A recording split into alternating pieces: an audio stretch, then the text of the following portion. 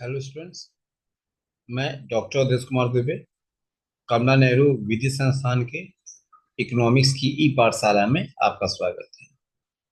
आज की इस क्लास में जिस विषय पर हम चर्चा कर रहे हैं वह है उपयोगिता का मापन। इसकी पहली कक्षाओं में हमने आपसे उपयोगिता के बारे में बात किया था और आज उसी उपयोगिता से संबंधित जो दो विचारधाराएं हैं इसको कैसे मापा जा सकता है या मापने से संबंधित जो अवधारणाएं प्रोफेसर मार्शल की और प्रोफेसर हिक्स की हैं उनके बारे में चर्चा करेंगे।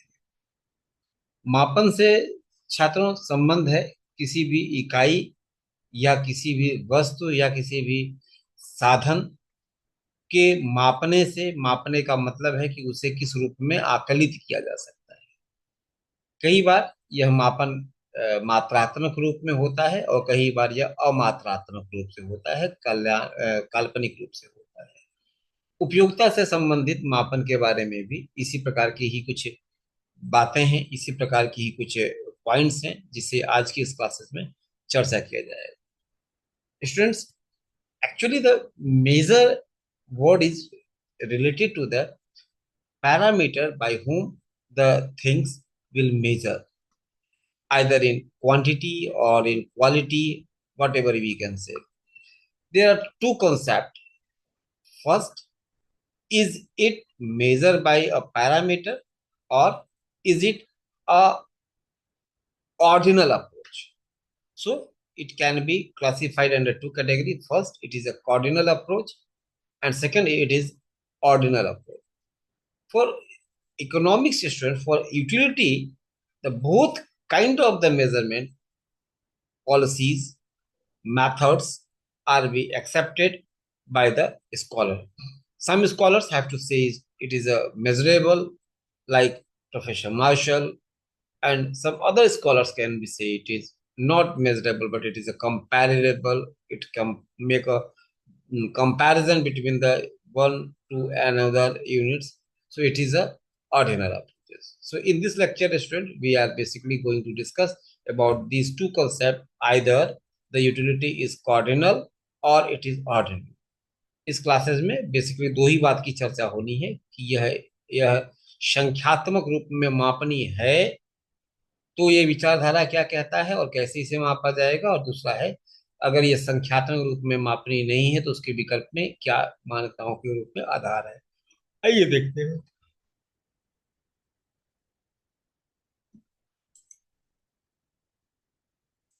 आपके सामने स्टूडेंट्स दोनों विचारधाराएं दिख रही हैं। ये लिखा गया है it is a cardinal approach और ये आगे लिखा है it is ordinal approach. Hindi भाषी छात्रों के लिए लिखा है यह संख्यात्मक उपयोगिता दृष्टिकोण है क्या है, और नीचे की पॉइंट पे लिखा गया है इट इज ए क्रमिक उपयोगिता दृष्टिकोण क्या है। Actually, measures of utility include total utility, marginal utility, average utility, or this kind of the measurable commodity. The overall, the satisfaction from consuming all units of a goods are measurable in total utility, marginal utility, and the theoretical concept to cardinal approaches, or it is a part of the cardinal approaches where it can be measured under the some number, and the numbers of their summations is called the cardinal approaches. Some other scholars, like Professor Higgs and Slasky, may define it is not measurable, it is rankified, or it have a rank or preferences order, but not it assign as a number. So that it is called the ordinary approach. For Hindi medium students, छात्रों उपयोगिता के माप में कई सारे concept हैं, कई सारे घटक हैं। जैसे हम कुल उपयोगिता कहते हैं, अर्थात किसी वस्तु के सभी इकाइयों के उपभोग से प्राप्त होने वाले जो इकाई है, जो उपयोगिता है, उसका योग हमें कुल उपयोगिता कहलाता है। इसी प्रकार से सीमांत उपयोगिता के बारे में पढ़ा होगा आप लोगों ने। सीमांत उपयोगिता वह होती है जो एक अतिरिक्त इकाई के उपभोग से हमें उपयोगिता के दर में वृद्धि होती है, उसे हम सीमांत उपयोगिता के रूप में मेंशन कर देते हैं। ये दो कॉन्सेप्ट हैं। इसके अलावा औसत उपयोगिता के बारे में भी आपने पढ़ा होगा। तो ये जो अप्रोच है ये संख्यात्मक प्रवृत्ति को व्यक्त करते हैं। ये बताते हैं कि उपयोगिता को संख्याओं के रूप में मापा जा सकता है। तो यह विचारधारा मुख्यतः दी गई है प्रोफेसर मार्शल के द्वारा, और इसीलिए हम कहते हैं कि प्रोफेसर मार्शल जो है उपयोगिता को संख्यात्मक रूप में अभिव्यक्त करने की बात करता है। ठीक उसी प्रकार से कुछ ऐसे भी अर्थशास्त्री हैं जो ये कहते हैं कि नहीं, इसे संख्याओं में व्यक्त करने के बजाय इसे क्रम में, इसे वरीयता क्रम में हम व्यक्त कर सकते हैं। तो उनका अपना मानना है यह उपयोगिता संख्यात्मक रूप में व्यक्त करने के बजाय यह क्रमिक उपयोगिता है, ये आप कह सकते हैं काल्पनिक उपयोगिता है, या ये इकाईगत उपयोगिता के बजाय यह तुलनात्मक उपयोगिता के रूप में है। प्रोफेसर हिग्स और स्लस्टी करीब करीब इसी बातों को कहने की कोशिश करते हैं। आइए इसे अलग अलग देखते हैं कि कॉर्डिनल यूटिलिटी अप्रोच क्या है और ऑर्डिनल यूटिलिटी अप्रोच क्या है, अर्थात यह संख्यात्मक उपयोगिता दृष्टिकोण क्या है और क्रमिक उपयोगिता दृष्टिकोण क्या है। तो पहली चर्चा हम लोग करते हैं कॉर्डिनल मेजरमेंट और विकल्प से संख्यात्मक उपयोगिता दृष्टिकोण। कॉर्डिनल से स्पष्ट है आपको, कॉर्डिनल होने का मतलब है कि संख्याओं के रूप में व्यक्त करना, और संख्याओं के रूप में व्यक्त करने के लिए विशेषतः चर्चा होती है कि यह किस रूप में मापनीय होगा। तो जो मापन की इकाई है, जो अर्थशास्त्री हैं, उनका मूलतः विचारधारा यह है कि जैसे प्रोफेसर मार्शल के हिसाब से मैं बात करूं, मैं ये कह सकता हूं कि according to the classical economics utility can be measured in the same way as weight or height. It is assumed that utility can be measured in numbers terms like 1, 2, 3, 4, 5, or in quantum 10, 20, 30, what we can say. By using the cardinal measurement of utility in economics, it is possible to numerically estimate the value which a person derived from the consumption of the commodities or services unit by unit. But these were no standard unit for measuring utility, so economists derived as imaginary measure called utility. According to him, if I'm eating an ice cream and a chocolate and assigned to 20 util as the utility of ice cream, it means we have to pay 20 rupees for the ice cream. It means here we are getting the utility of ice cream 20 rupees. If we like chocolate less than the ice cream, we may assign that it is lesser number of utility for chocolate to ice cream, or vice versa, ice cream to chocolate. But util cannot be taken as a standard unit for measurement of utility in economics, as it can vary individually to individual. Hence, several economists suggested the measurement of utility is monetary terms, like in paise, like in rupees. This means that utility can be measured in terms of money or paise, which the consumer is willing to pay for a goods or services.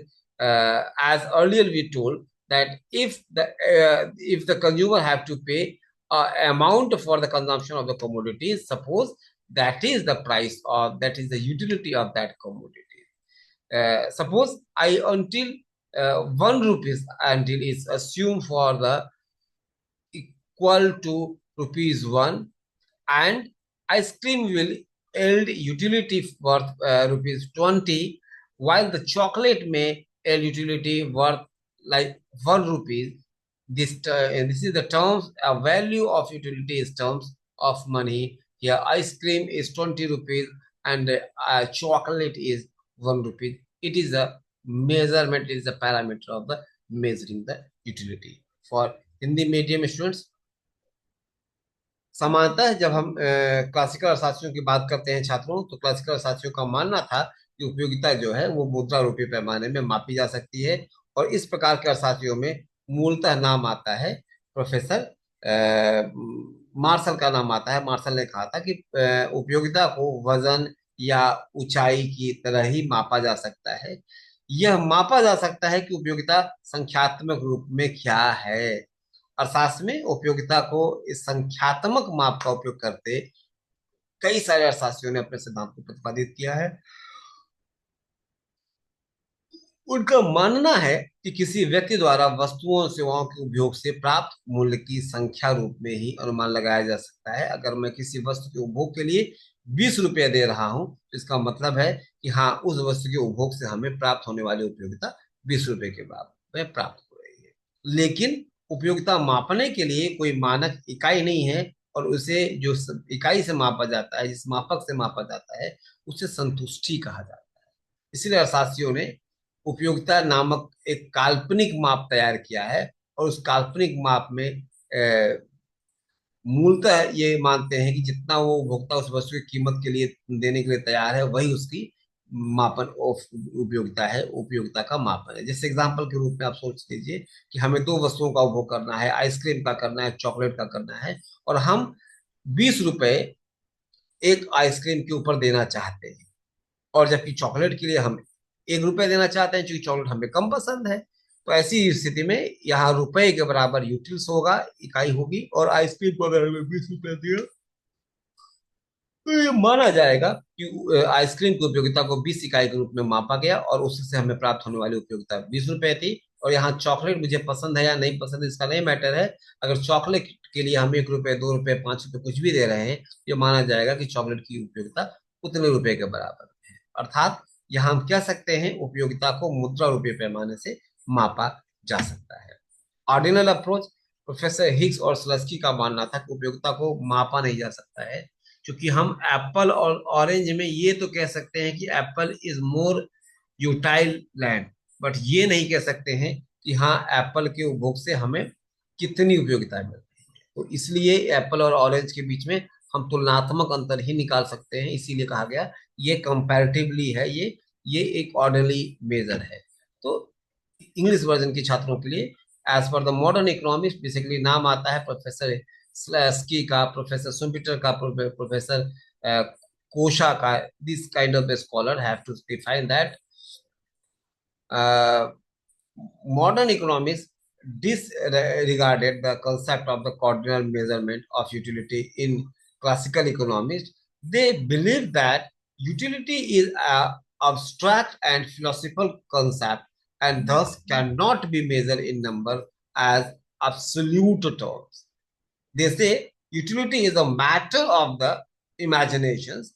If a consumer have to, if a person have to, if a guardian have to assure about their family, assure about their preferences, then they may make a rank from first preferences to second preferences. It is the terminology. Therefore, they suggest that a consumer can rank various combination of goods and services in order of his preferences. From example, if a consumer consume two goods, apple and banana, then uh, he can take the options. He can take the combinations of the commodities, uh, either the apple or the banana. But between these two, some one option is more preferable, like apple is more preferable, or like banana is more preferable. What the commodities they have to select are providing him more satisfaction, providing him a level of satisfaction, but they cannot be say it in an amount. They say that the apple is more satisfying commodity, is more preferable than the orange or banana, whatever you can say, but we cannot be say it in a number. So this is the terminology of cardinal ordinal approaches. Hindi भाषी छात्रों के लिए, छात्रों कह सकते हैं कि आधुनिक अर्थशास्त्रियों ने अर्थशास्त्र में उपयोगिता की कार्डिनल मापन, अर्थात हम कह सकते हैं ये क्रमिक मापन की अवधारणा की, परंपरागत मापन की अवधारणा की अवहेलना की है। मूलतः सांख्यिकी की अवधारणा की अवहेलना की। उनका मानना है उपयोगिता एक अमूर्त और दार्शनिक अवधारणा है। इसके लिए संख्याओं और निरपेक्ष रूप में नहीं माना जा सकता है। इसीलिए उन्होंने सुझाव दिया कि एक उपभोक्ता अपने प्राथमिकताओं के क्रम में वस्तुओं और सेवाओं के विभिन्न संयोगों को क्रम कर सकता है। उदाहरण के लिए, यदि कोई व्यक्ति दो वस्तु और सेवा और केला का उपयोग करता है, तो वह बता सकता है कि केले की तुलना में सेब अधिक पसंद है, या केले की तुलना में क्या कमोडिटीज अधिक पसंद है। इसी के हिसाब से वह कहीं न कहीं तुलनात्मक दृष्टि से अंतर साबित करेगा। यहाँ वो ये नहीं बता सकता है कि केले से एप्पल या केले से सेब कितना गुना ज्यादा अच्छा है। तो यहाँ पर संख्याओं की बात नहीं कर सकता। इसी नाते कहा जा सकता है कि उपयोगिता को संख्याओं में व्यक्त करने के बजाय इसे तुलनात्मक अथवा क्रमिक रूप में हम रख सकते हैं। तो ये था क्रमिक उपयोगिता से संबंधित दृष्टिकोण। अगर किसी छात्रों का कोई प्रश्न हो तो आप अपने प्रश्न को चैट बॉक्स में डाल सकते हैं। उसका आंसर जल्द ही आपको दिया जाएगा। जो छात्र इस क्लासेस से नहीं जुड़े हुए हैं उनको यह सूचित किया जाता है कि अगर इस क्लासेस से जुड़ना उनको है तो इस चैनल को जरूर सब्सक्राइब करें, और अगर उनकी कोई क्वेरी हो तो ऑफ कोर्स वो मेरे तक पहुंचाने की कोशिश करें, जिससे उनके प्रश्न का उत्तर दिया जा सके। आज की क्लासेस के लिए छात्रों इतना ही। धन्यवाद। इस आशा के साथ कि नहीं आपको ये लेक्चर समझ में आ रहा होगा। अगली क्लासेस में जिसके बारे में हमें चर्चा आपके साथ करनी है छात्रों, वो कंसेप्ट ऑफ यूटिलिटी एनालिसिस है, जिसको हम TU MU और AU के रूप में डिफाइन कर सकते हैं। आज की क्लासेस के लिए छात्रों इतना ही। I hope you are enjoying the classes, और you may have to complete your uh, preparation of competition as in economics subject. Thank you. Thanks a lot.